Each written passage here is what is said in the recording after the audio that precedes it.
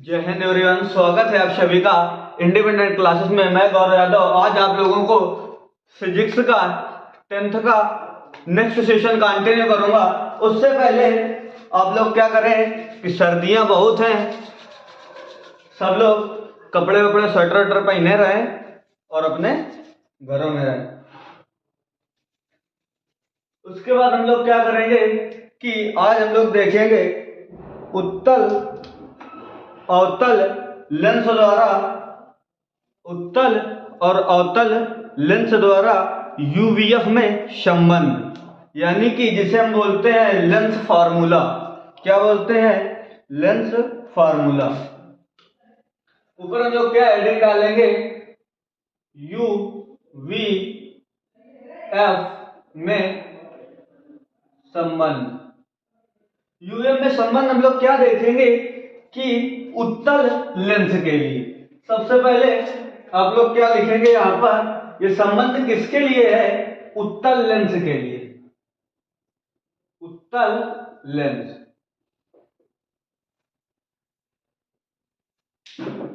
सबसे पहले हम लोग एक इसका फिगर मेंशन करेंगे नोटबुक पे अपने।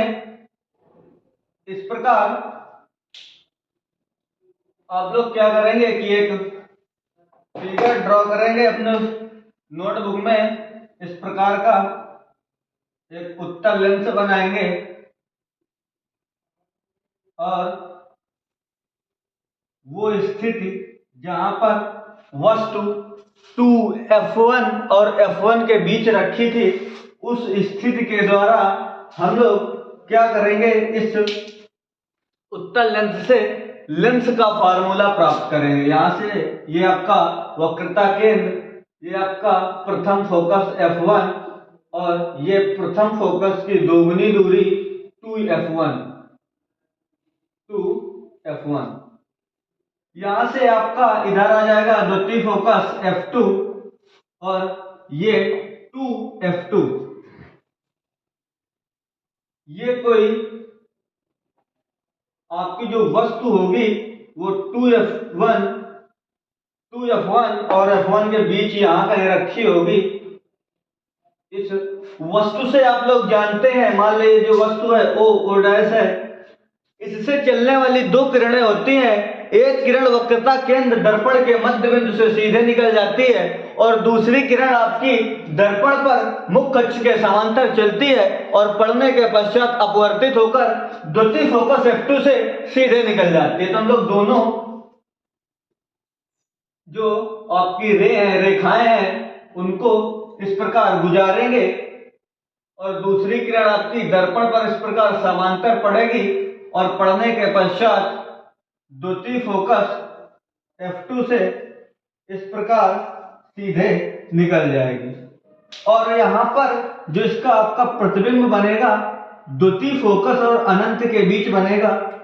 द्वितीय फोकस की दोगुनी दूरी और अनंत पर इससे फिगर का फॉर्मेशन होगा और यहां से हम लोगों ने आई डैश प्रतिबिंब प्राप्त किया, जो आप लोगों को उत्तल लेंस द्वारा फार्मूला जो निकल के आएगा उत्तल लेंस का, उसके लिए ये आपको क्या करना है? इस फिगर का फॉर्मेशन करना है। सबसे पहले हम लोग क्या करेंगे कि एक फिगर बनाएंगे, चित्र, जो उत्तल लेंस से और उस जो चित्र की स्थिति होगी वो आपकी प्रथम फोकस और प्रथम फोकस से दुगनी दूरी यानी कि 2F1 और F1 के बीच रखी हुई वस्तु का जब प्रतिबिंब हम लोग देखे थे, इमेज इसका द्वितीय फोकस के बाहर और अनंत के बीच बन रहा था। तो यहां से हम लोग क्या देखेंगे कि सबसे पहले इस फिगर को बनाएंगे। फिगर बनाने के बाद हम लोग दर्पण में क्या किए थे कि जो दर्पण था उस पर हम लोगों ने इसी प्रकार का जो दर्पण के सूत्र से, इस फिगर के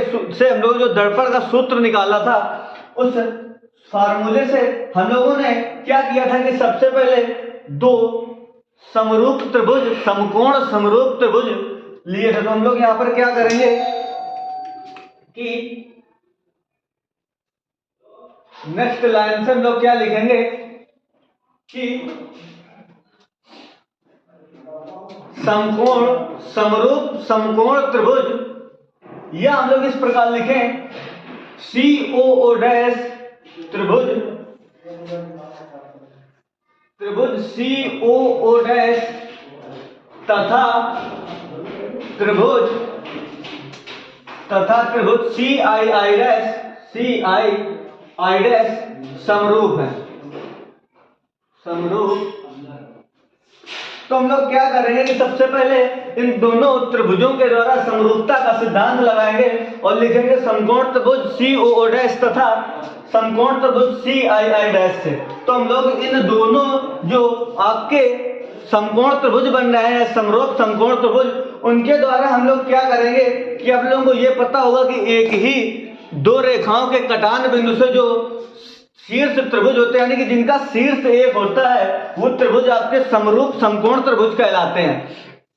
तो हम लोगों ने क्या किया कि सबसे पहले समरूप समकोण त्रिभुज का इस प्रकार फॉर्मेशन किया। आगे से हम लोग क्या करेंगे कि इसके लिए क्या होता है कि जो आपका लंब होता है वो सेकंड त्रिभुज के लंब के, और जो इसकी आधार की दूरी होती है वो सेकंड त्रिभुज की आधार की दूरी के बराबर होती है। तो यहां से हम लोग लिखेंगे इसका जो लंब है ओ डैश अपान इसकी जो प्रतिबिंब की आपकी ऊंचाई है वो आई डैश। तो यहां से हम लोग लिखेंगे आई डैश। फार्मूला आपका क्या होता है कि जो वस्तु यानी कि प्रथम त्रिभुज की लंब और द्वितीय त्रिभुज का लंब, वो दोनों का अनुपात और प्रथम त्रिभुज का आधार यानी कि लंबों और आधारों का अनुपात समान होता है। इस प्रकार हम लोग बोल सकते हैं। तो यहां पर हम लोग क्या करेंगे कि यहां से यहां तक की दूरी, उसके बाद हम लोग लिखेंगे CO अपान CI। ये आपका समीकरण फर्स्ट है। उसके बाद हम लोग क्या करेंगे, सेम इसी प्रकार देखेंगे जो आपका दूसरा समकोण त्रिभुज बन रहा है, इसे हम लोग एक नाम दे सकते हैं। इसे हम लोग कह सकते हैं बिंदु P। यहां से अब आप लोग क्या देख रहे होंगे कि इसके द्वारा इस रेखा के द्वारा दो त्रिभुजों का फॉर्मेशन हुआ। अब इस किरण के द्वारा आप लोग देख रहे होंगे, इसे हम लोग बिंदु M और इसे N मान लेते हैं। अब आप लोग क्या करेंगे, इसे P, इसे Q और इसे R, ये इसे आई डैश ही रहने देते हैं। तो यहां से हम लोग इन दोनों को एक दूसरे के साथ डिवाइड किया। आगे से हम लोग क्या करेंगे कि सेम द्वितीय त्रिभुज जिस प्रकार हम लोग ने फर्स्ट लिया, लिखा गया समकोण त्रिभुज PNM से, समकोण त्रिभुज PNM तथा समकोण त्रिभुज PII डैश, समकोण त्रिभुज PII डैश समरूप है। और समरूपता का सिद्धांत मैंने बता दिया है कि लंब का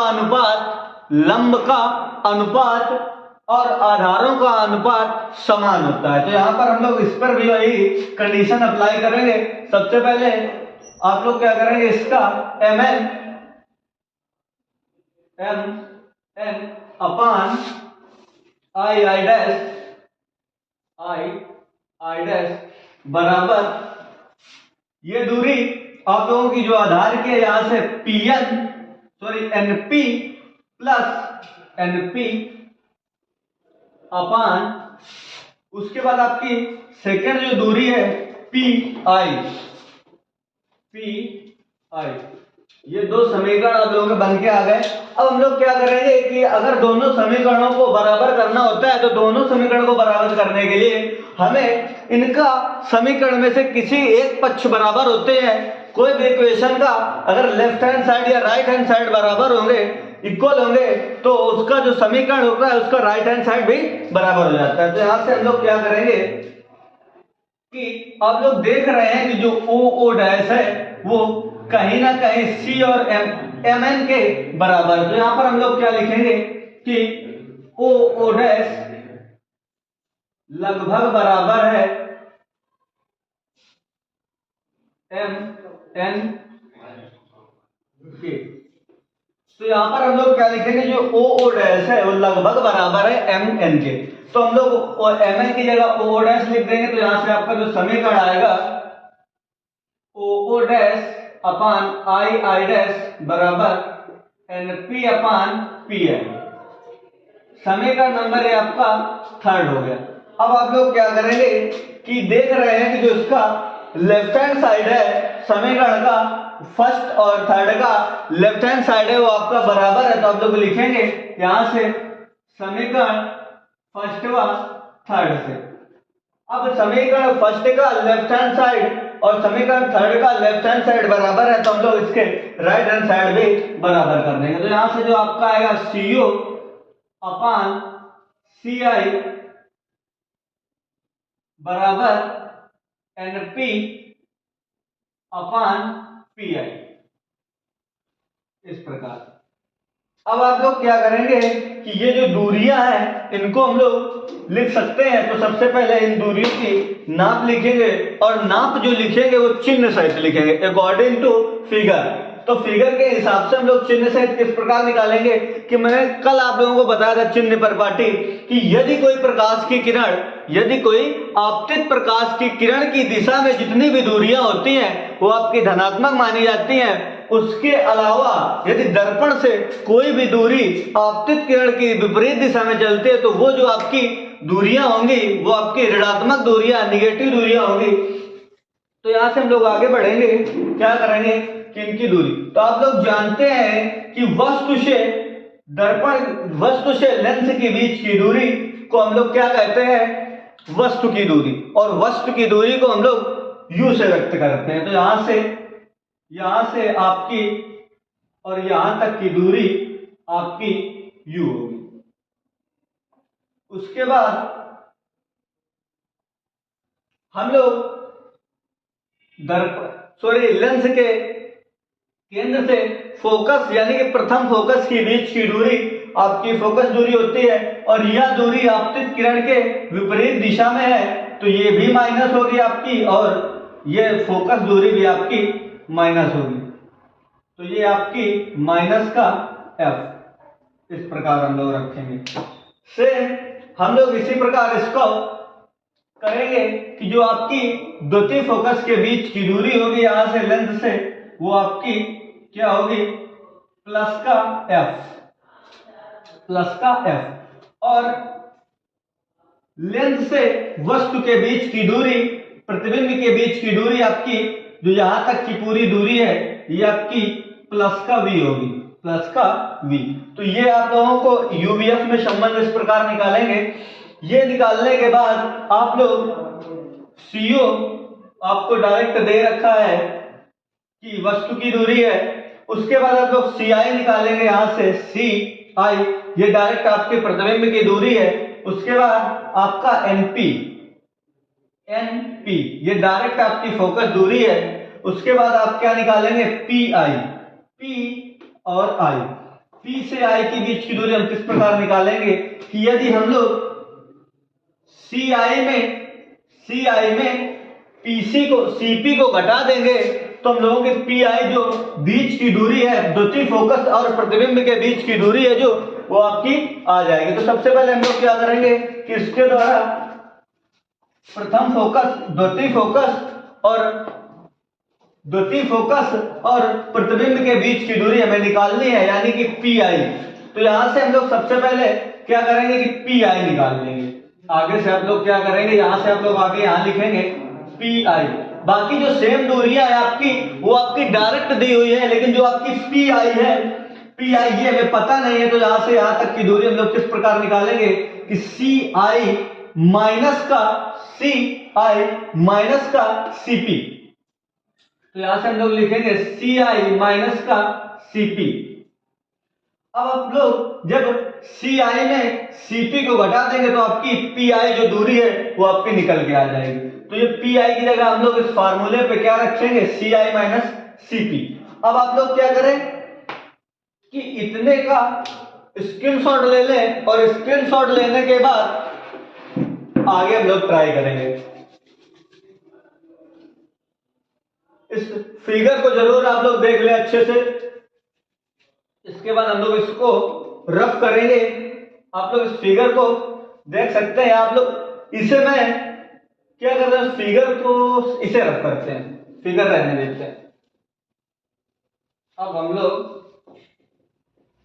आगे से देखेंगे। आपका जो नीचे क्या था, सीओ, शायद नीचे वाला जो था आप लोग देख लेंगे शायद, सीओ अपान सी आई, सीओ अपान सी आई बराबर क्या था, सीओ अपान सी आई बराबर सीपी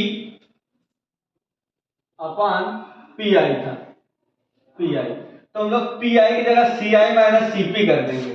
तो यहां से आपका आ जाएगा सीओ अपान सी आई बराबर सीपी अपान सी आई माइनस सीपी।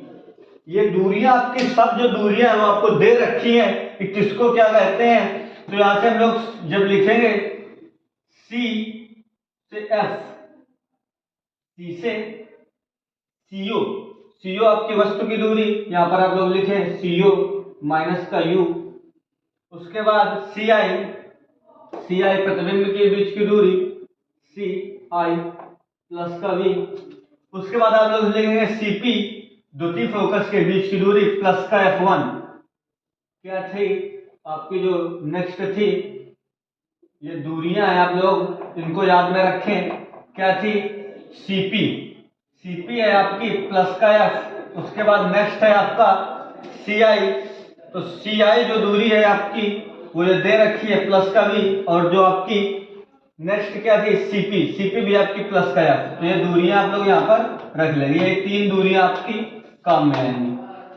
उसके बाद हम इनको रखते हैं। तो यहां से आपका सीयू, सीयू आपका माइनस का यू अपान यहां पर वी आपका सी आई प्लस का वी, उसके बाद आया आपका सीपी, सीपी आपका प्लस का एफ अपान सी आई, सी आई क्या है आपकी सी आई प्लस का वी माइनस का सीपी, सीपी आपका प्लस का एफ, प्लस का वी प्लस का एफ, इस प्रकार। अब आप लोग क्या करेंगे, इसका इस प्रकार तिर्यक गुणा करा देंगे। इधर आ जाएगा आपका माइनस का यूवी माइनस का यूएफ बराबर का वीएफ, माइनस का यूआई माइनस का यूएफ प्लस का वीएफ। अब हम लोग क्या करेंगे, यूवीएफ से यहां से हम लोग लिखेंगे समीकरण, समीकरण इसे हम लोग फोर्थ मान लेंगे। समीकरण फोर्थ में यू वी एफ से भाग देने पर, भाग देने पर आगे से हम लोग क्या करेंगे, इसको यूवीएफ का भाग देंगे तो माइनस का यूवी अपान यूवीएफ बराबर माइनस का यूएफ अपान यूवीएफ बराबर वीएफ अपान यूवीएफ। यहां से हम लोग क्या करेंगे, यूवी यूएफ, यूवी यूएफ इस प्रकार हम लोग लिख लेंगे। और ये आपका माइनस था शायद सीपी माइनस सीवी, तो ये आपका प्लस माइनस माइनस हो जाएगा इधर, और ये माइनस माइनस आपका इधर प्लस हो जाएगा, ये इस प्रकार। तो यहां से हम लोग क्या करेंगे कि यूवी से यूवी आपका कैंसिल, यूएफ से यूएफ कैंसिल, वीएफ से वीएफ कैंसिल आप लोगों का। यहां से जब हम लोग निकालेंगे तो आपका जो निकल के आएगा वो क्या था, वन अपान माइनस का वन अपान एफ बराबर प्लस वन अपान वी बराबर वन अपान यू। अब आप लोग क्या करेंगे कि इसे इस प्रकार पर छायांकित कर देंगे और इसे इधर।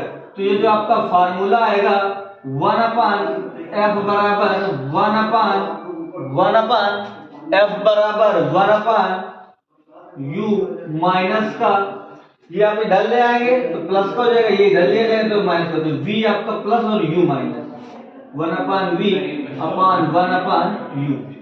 तो ये जो आपका उत्तल लेंस या अवतल लेंस की फोकस दूरी का जो फार्मूला है वो इस प्रकार निकल गया है। आप लोग क्या करेंगे कि इस पूरे को अगर आसान वे में हल करना है तो आप लोग इस प्रकार इसे हल कर सकते हैं। ये आप लोग हाई स्कूल के रिकॉर्डिंग 4 नंबर का क्वेश्चन आएगा, इससे बड़े नहीं आएगा। तो आप लोग इसे ये चित्र बना देंगे, ये दूरियां मेंशन कर देंगे और सीधे सीधे आप लोग लिख देंगे लेंस के समरूपता, लेंस द्वारा लेंस में बने त्रिभुजों की समरूपता के सिद्धांत से ये लिखकर आप लोग डायरेक्ट क्या करेंगे कि इस फार्मूले को मेंशन कर देंगे, ये दूरियां दिखा देंगे और इस प्रकार का आप लोग कैलकुलेशन ना भी करेंगे तो कोई आपको दिक्कत नहीं है। तो इसी प्रकार आप लोग अवतल दर्पण का बनाएंगे, इसका आप लोग स्क्रीनशॉट ले लें और उसके बाद हम लोग आगे चलते हैं। ये आप लोग वीडियो पुश करके भी इसे देख सकते हैं आसानी से। हम लोग अब देखेंगे कि आवर्धन क्षमता क्या होती है। हम लोगों ने उस पर भी देखा था, दर्पण में मिरर में हम लोगों ने क्या देखा था कि जो आवर्धन क्षमता थी आपकी प्रतिबिंब की दूरी और वस्तु की दूरी के अनुपात को हम लोग क्या कहते हैं, आवर्धन क्षमता। आवर्धन क्षमता के हिसाब से हम लोग सबसे पहले आवर्धन क्षमता के रिकॉर्डिंग क्या लिखेंगे, यहाँ पर आपकी जो नेक्स्ट हेडिंग है क्या है, आवर्धन क्षमता। आवर्धन क्षमता के हिसाब से आप लोगों को मैंने बताया कि आवर्धन क्षमता क्या होती है कि प्रतिबिंब के बीच की दूरी तथा वस्तु के बीच की दूरी, प्रतिबिंब की बीच की दूरी तथा वस्तु की बीच की दूरी के अनुपात को हम लोग क्या बोलते हैं, आवर्धन क्षमता। और इसे स्मॉल m से व्यक्त करते हैं, इसे इस प्रकार। अभी मैंने आप लोगों को जो लेंस का एक फिगर बताया था इस प्रकार C और ये वस्तु यहाँ का रखी थी इस प्रकार, जो उसका प्रतिबिंब बन रहा था इस प्रकार। तो हम लोग क्या देखेंगे कि जब मैंने बताया था आवर्धन क्षमता में कि जो आपकी मुख्य अक्ष के ऊपर का, मुख्य अक्ष के जो ऊपर का भाग है, यदि वस्तु इस प्रकार है तो जो उसकी आवर्धन क्षमता है वो धनात्मक, फिर जो प्रतिबिंब बनेगा या वस्तु होगी जो इस प्रकार मुख्य अक्ष के नीचे होगी उसके लिए आवर्धन क्षमता ऋणात्मक होती है। तो हम लोग इसके ऊपर के लिए मान लेंगे y1, इसे हम बोल लेंगे y1 लंबाई इसकी, और इसकी जो लंबाई है y2, ठीक है। तो ये आपकी लंबाई जो होगी वो धनात्मक होगी और ये आपकी ऋणात्मक होगी। तो यहाँ पर हम लोग इस प्रकार लिख लेते हैं, प्रतिबिंब की लंबाई यानी कि y1 प्लस का और y2 आपका माइनस का। वस्तु की प्रतिबिंब की लंबाई तथा वस्तु की लंबाई के अनुपात को, तो प्रतिबिंब की लंबाई हम लोग प्रतिबिंब की लंबाई तथा वस्तु की लंबाई, प्रतिबिंब की हम लोग पहले लिखेंगे माइनस का y2 अपान प्लस का y1 अपान। अब आप लोग क्या जानते हैं कि जो वस्तु से इसकी दूरी होती है माइनस का u, तो आपका यहां पर आएगा प्रतिबिंब v और वस्तु का माइनस का u। तो ये इस प्रकार आपकी जो आवर्धन क्षमता का फार्मूला है, ये आपकी प्रतिबिंब की लंबाई है, ये आपकी वस्तु की लंबाई है, ये लेंस से प्रतिबिंब की दूरी और ये आपकी लेंस से वस्तु की दूरी। इस प्रकार जो आपका फार्मूला निकल के आएगा वो क्या होगा, आवर्धन क्षमता। आवर्धन क्षमता होती क्या है, किसी वस्तु के प्रतिबिंब की लंबाई तथा वस्तु की लंबाई के अनुपात को हम लोग क्या बोलते हैं, आवर्धन क्षमता के नाम से जानते हैं। उसके बाद हम लोग क्या पढ़ेंगे नेक्स्ट में, नेक्स्ट आपका है कि किसी वस्तु द्वारा इसकी जो फोकस दूरी, इसकी जो वो क्या बोलते हैं क्षमता होती है लेंस की, उसके बारे में हम लोग देखेंगे। तो लेंस की क्षमता सेकंड नंबर आप यहाँ पर हेडिंग डाल देंगे, लेंस की क्षमता। लेंस की क्षमता क्या होती है कि यदि किसी लेंस द्वारा किसी आपतित प्रकाश की किरण को मुख्य अक्ष की ओर या मुख्य अक्ष के विपरीत ओर जितना अधिक हम मोड़ सकते हैं उसकी जो क्षमता होगी उतनी ही अधिक होगी।